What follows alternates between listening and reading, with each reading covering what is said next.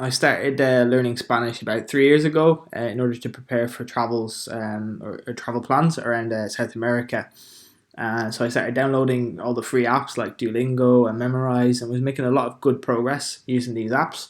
Learning lots of vocabulary, and about I was putting a few hours in every day, a couple of hours in every day. But after a year, it just felt really, really hard work, and I didn't feel like I was making much progress either. So even though I knew a huge amount of vocabulary, I could identify a lot of words in texts.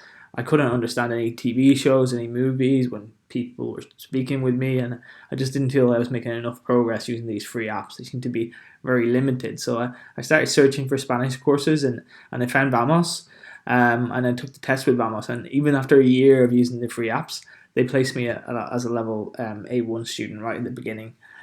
So I started a course on their level one course, and already I could see the difference. The things I was learning on in-person classes I couldn't just learn on these free apps, like grammar, pronunciation, practicing my conversation skills, and above all learning about the culture, the different cultures in the Spanish speaking world, and being able to make friends in a classroom environment as well.